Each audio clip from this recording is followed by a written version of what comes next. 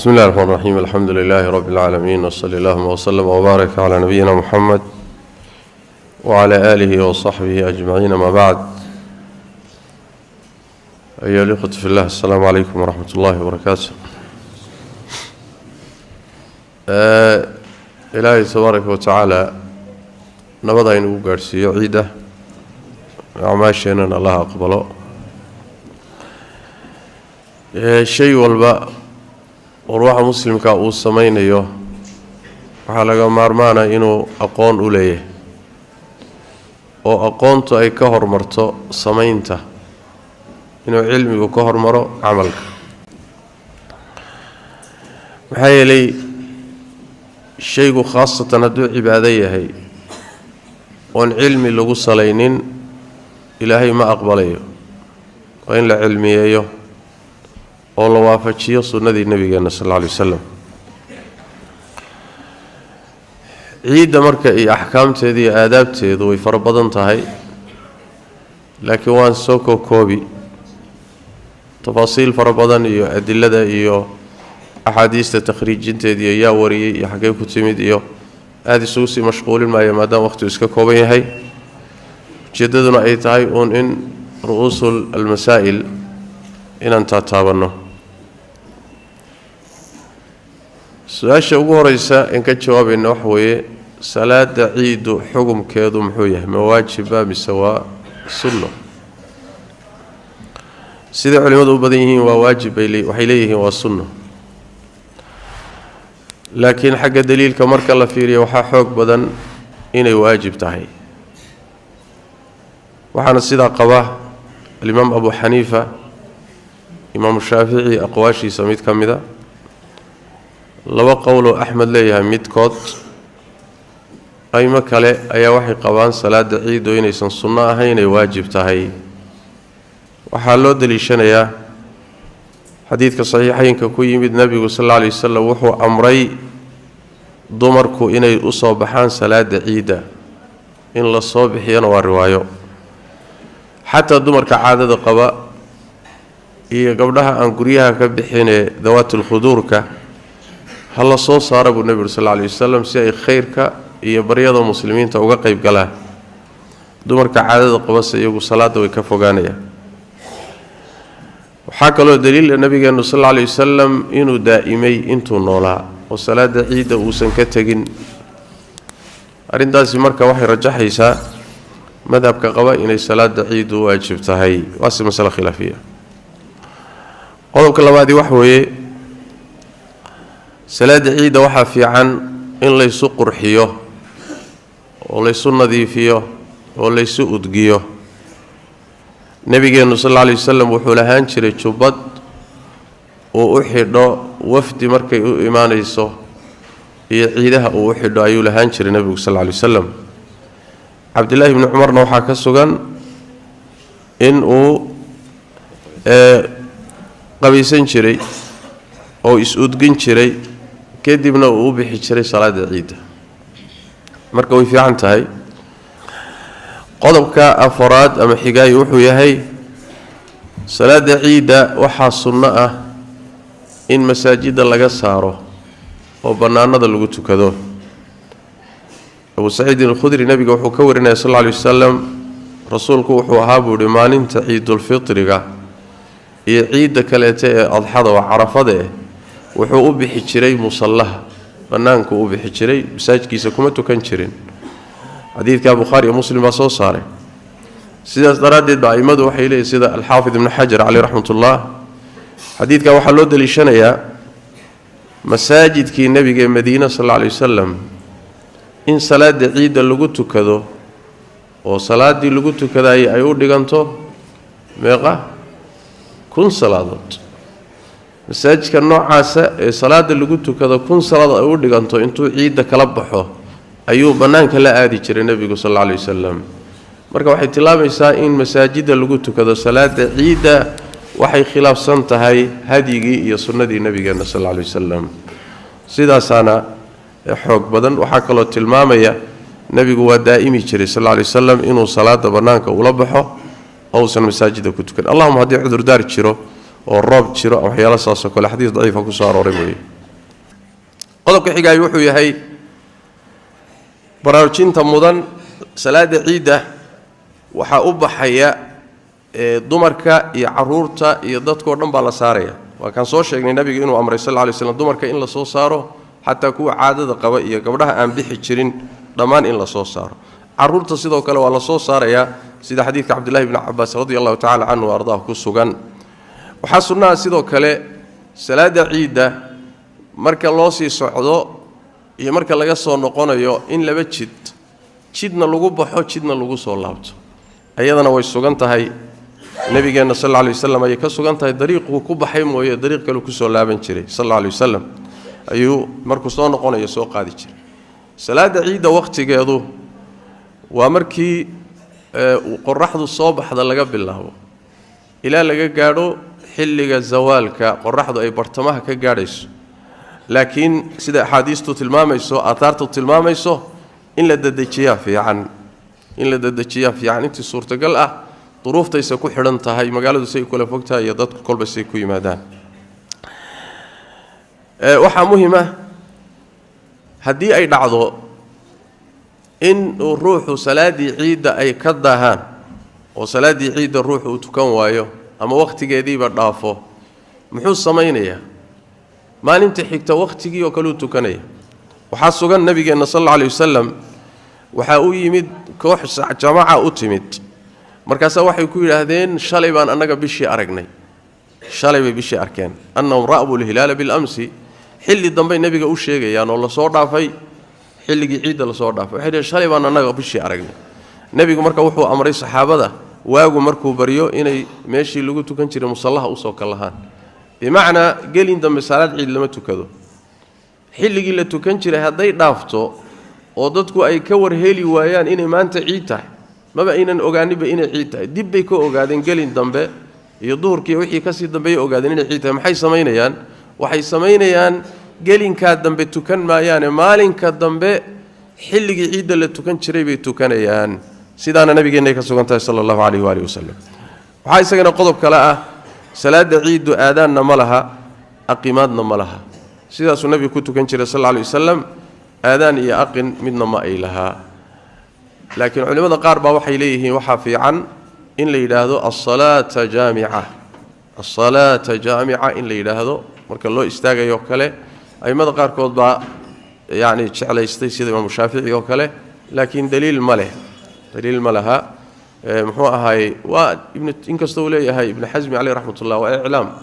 waa uu ogeysiisa sunna ma ah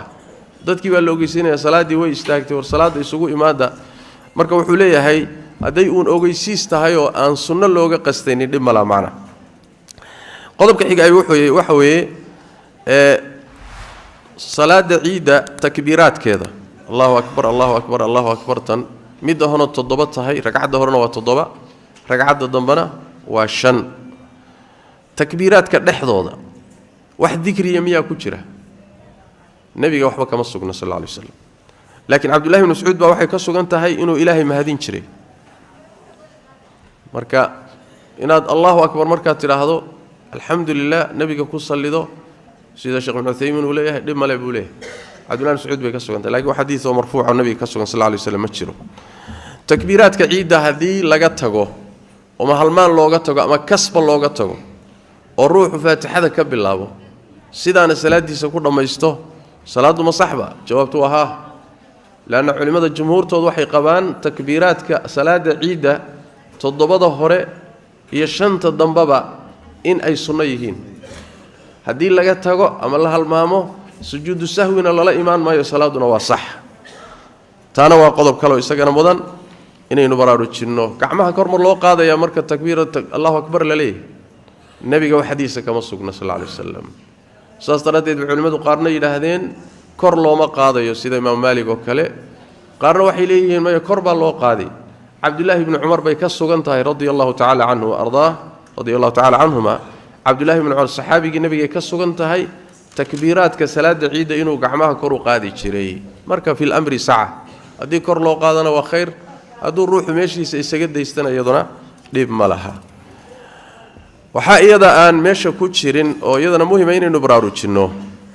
dadka imaamka gadaashiisa ku tukanaya salaada ciida ayagu takbiiraadka inay kor ugu dhawaaqaan oo markuu imaamku Allahu akbar yiraahdo sida hadda aynu sameeynaba innagana aan gadaashiisa Allahu akbar ka dhahno ka daba qaylino arinta iyada ma saxsana ma'muumiintu waa inay codkooda hoos Allahu akbartooda u dhahdaan waxa uu leeyahay muxuu ahaayay al-Imam an-Nawawi alayhi rahmatullah wuxuu leeyahay ma'muumiinta codkooda kor ugu qaadaya takbiiraadka la a'lamu fi dhalika daliilan bulay wax daliila arinta uma ogi sidan wanaagsanna wax weeyaan in hoos loo dhigo طيب in hoos loo dhigtaa fiican salaada ciida ragcadda hore waxa sugan nabigu sallallahu alayhi wasallam inuu ku akhrin jiray sabbih isma rabbikal a'la ragcadda labaadna wuxuu ku akhrin jiray hal ataaka hadithul ghashiyah hadith kale waxa ku sugan mid hore inuu ku akhrin jiray qaaf wal qur'aanil majid talabaadna inuu ku akhrin jiray iqtarabat as-saa'atu wa inshaqa al-qamar kullu dhalika way sugan tahay qur'aan kale hadii lagu akhriyana waa sax waay salaada ciida marka la yimaado wax salaado ka horeyso sunnah miyaa jirta jawaabtu waa maya salaada ciida nabigu markuu yimaado sallallahu alayhi wasallam wax salaada kama horeysin jirin wax salaadana kama dambaysin jirin musallaha intuu joogo sallallahu alayhi wasallam sidaas ka sugan laakiin salaada la diidan yahay waxay leeyihiin culimadu ee aan meesha lagu tukanaynin waa salaad ruuxu marka uu sameeynayo inay salaada ciida ka horeyso ama ay ka dambayso raatibo oo kala ah laakiin hadduu ruuxu salaad mutlaqa iska tuko mutlaqu sunnaha iska furan ee waqtiga lahayn ee sababta leh hadduu ruuxu iska tukanayo waxay leeyihiin wax dhib ma laha ibn hajar baa saadahaya shawkaanina wuxuu leeyahay hadal sax waxa la diidan yahay waa nooc raatiba in laga dhigo laakiin haday tahay iska sunna mutlaqa waxay leeyihiin wax dhib ma laha hadise laga maarmi waayo salaada ciida in lagu tukado masaajida oo meesha lagu tukanayo uu masjid yahay ruuxu markuu masaajidka soo galo wuxuu tukanayaa labadii ragcadood ee tahiyatul masjidka uma tukanayo marka ciida ka hor laakiin masaajidka munaasabada masaajidka ayuu u tukanayaa macna طيب waxa iyadana muhiim ah inaynu ogaano nabigeenu sallallahu alayhi wasallam sida ibn Majah uu soo saaray sanad xasana min hadith Abi Sa'id al-Khudri nabigu sallallahu alayhi wasallam markuu ciida ka soo laabto oo gurigiisa yimaado laba ragcadood buu tukan jiray waa hadith xasana way fiican tahay waxa la leeyahay salaada ciida gadaasheeda salaad ma jirto waa musallaha laakiin hadii musallihi aad ka soo tagto meeshii lagu tukanayo gurigaaga timaado markaasi waa tukan kartaa salaad ama noqoto duxan noqoto nabiguna waa tukan jiray sallallahu alayhi wasallam markuu gurigiisa ku soo laabto laba ragcadood buu tukan jiray waxa fiican oo sidoo kale cibaadaadka waaweyn kamid ah oo iyadana baraarujin mudan salaad markii soonku gabagaba yahay ciida la gaaro in takbiiraadka la badiyo oo aad loo takbiirsado korna loogu dhawaaqo sida rabbi quraanka kariimka inoogu sheegay walitukmilul iddata walitukabbiru allaha ala ma hadaakum ina tirada bisha dhamaystirtaan kadibna ilaahay aad weynaysiisaan hanuuninta uu idin hanuuniyay daraadeed inaad weynaysaan macna inaad ilaahay weynaysaan sida way macna marka takbiirtu goormay bilaabanaysaa ciida laba ra'yi culimadu qaar waxay leeyahay waxay bilaabanaysaa markii ay qorraxdu dhacdo maalinka ramadaan ugu dambaysa qorraxdiisu markay dhacdo oo maghribka maalin habeenka ciida maghribkiisa markaas ay takbiirtu bilaaban qaar ba dhahay qaarna waxay leeyihiin takbiirtu waxay bilaabanaysaa maalinka ciida salaada subax bay ka bilaabanaysaa wax hadith nabi oo xadidaya ma jiro laakiin aathar saxaabada jirta dib malaamo hadii habeenka laga soo bilaabana bidh male hadii subaxdii laga bilaabana dib mala takbiirtaasi goormay dhamaanaysaa ciida carafadu sida saxiix ee saxaabada ka sugan ayadu takbiirteedu waxay ka soo bilaabataa maalinka sagaalaad ee yawm Arafa salaada subax marka la tukado ilaa yawm tashriiq maalinka ugu dambeeya maghribkiisa laga gaaro intaas casarkiisa intaas iyadu soconaysa taqriiban 4 bari bayada takbiirteedu soconaysa waa ciida Arafa waa amma ciida ramadaanka ka dambeeyay ciidul fitriga takbiirtu waxay ku egtahay markuu imaamku soo baxo salaada la isu taago markii salaada la isu taago khalaas takbiir dambe ma jirto halkaas ay ku egtahay macna siiqa iyo qaabka loo takbiirsanayo waa qaabkee quraanku ma xadidin sunnada nabiguna ma xadidin asxaabadana waxba ka sugan الله أكبر الله أكبر الله أكبر كبيرا وكله الله أكبر لا إله إلا الله والله أكبر يدنا السيد وكله ولله الحمد ويكسو قنتهاي لكن انت لقم بدين كرو إن لي هداي تقييد كاسي دليل بو باهي لأنه وحوي النص كقرآنكم ما التقييدين ولتكبروا الله سيق كستو إلهي اللي قوة ينين يسوق لي صحابة وحي لي ما دينا وأون قار كم ذا يعني وحوي ذكري قابلنا قار كم ذا سؤال حكتاي وحي تاي سويدين تلو إن لقيت شو باهن ما اللي يسلا قاعد كرا تكبير تمسميا علماء السنة قار كم ذي وحي ليهن إن اللي يسلا قاعد يوابدعو قارنا وحي ليهن وحدي بملها هل الصوت إن لقوة قاضو آثار تكسو أروتي أنا مركان في ريو قار كم ذا وحى كم بوقت إن اللي يسلا قاعد يشري ومركو متكود تكبير صدقوا كلنا يكونوا فنشرين سيداس دراديد مسألة داسي ومسألة فقهاء علماء كوكلا أركتي بدليه وحنا كينيا آثار تكسو أرتقاب كي صحابة التكبير سنشرين دلالة ده يوحي كتوس يسمى إسلا قاديد با كم موقته مثل كم موقته سيداسوي معنا رجع مثلا مسألة داسي بحث كسم يوحى كم ذا الشيخ مصطفى العدوي وده هي إن الإسلا قادة لما له شيخ الباني يا شيخ ابن عثيمين يا وديدين والله أعلم قضبك حقا يوحي oo u baahan iyadana inaynu tilmaano ciidama la isugu tahniyadeyn karaa jawaabtu waxa weeye iyadana dhib malaha Sheikh Ibn Taymiyyah alayhi rahmatullah wuxuu leeyahay Ahmad ibn Hanbal al-Imam Ahmad ayaa wuxuu dhihi jiray la ba'sa an yaqula ar-rajulu lir-rajuli taqabbala Allahu minna wa minka yani dhib malaha inuu ruuxu ku yiraahdo ruuxa kale Ilaahay haynaga aqbalo marka cibaaraadka iyo alfaada la isugu tahniyadeynayo dhib malaha laakiin in loo arka ma aha inay sunno tahay wax nabiga ka sugan loo arki maayo laakiin in la isu taaniyadeeyo waa arin iska banaan way fil amri sa'a insha Allah ta'ala hadaad iska deysana dhimale hadaad sameysana wax dhimale insha Allah ta'ala su'aasha xigtay wax weey salaada ciid haday ka tagto ma la qalaynaya aathar saxaabada qaar kamida ka sugan waxay tilmaamaysaa ruuxii ay dhaafto salaada ciid imaamka lala tukanayo ee jamaacada lagu wada tukanayo ruuxay dhaafto salaada uu tukan